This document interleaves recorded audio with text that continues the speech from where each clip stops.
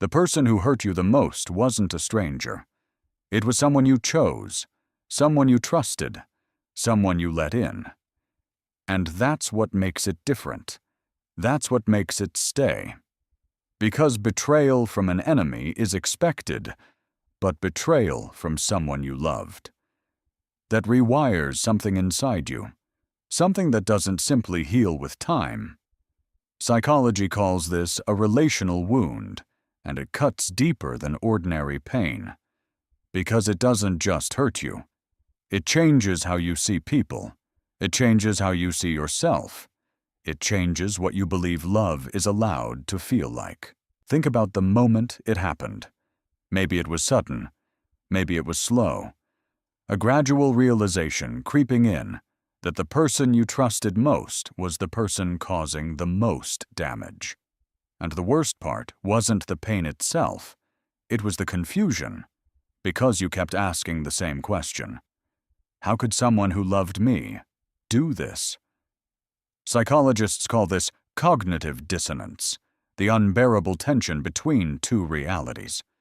The person you believed they were, and the person they showed you they actually are. Your brain couldn't hold both truths at once, so it kept searching for an explanation, kept replaying moments, kept looking for where it went wrong, kept wondering if somehow it was your fault.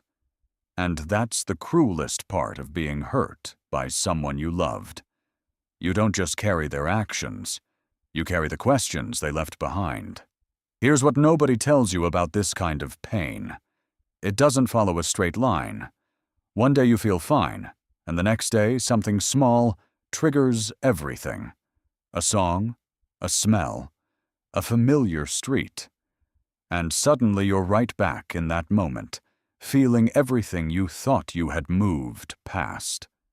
Psychologists call this trauma reactivation.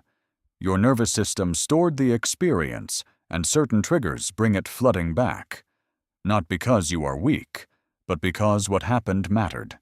Because they mattered. And here's the painful truth most people avoid. Healing doesn't mean forgetting.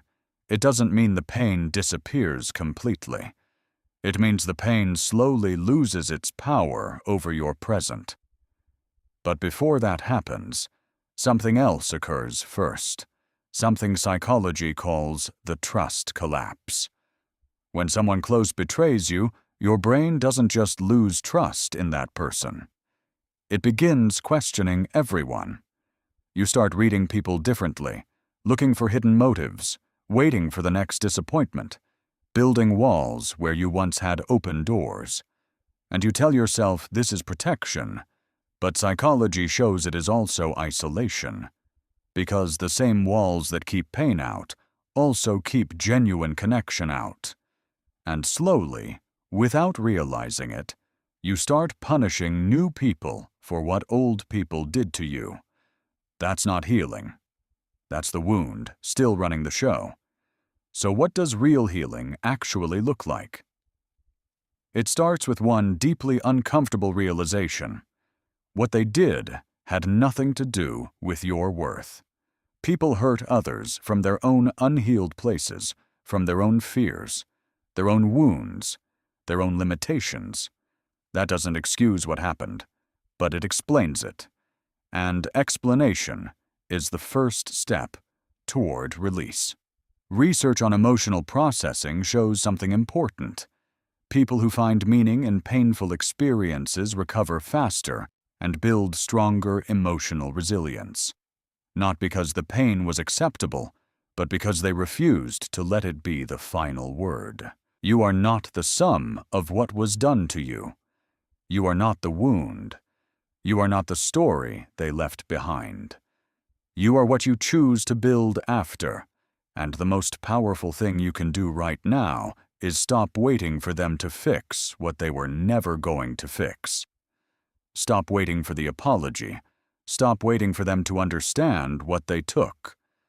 Because some people will never understand, and waiting for their understanding is just another way of giving them power over a life that belongs entirely to you. The painful truth about being hurt by someone you loved is that the healing was always yours to do alone.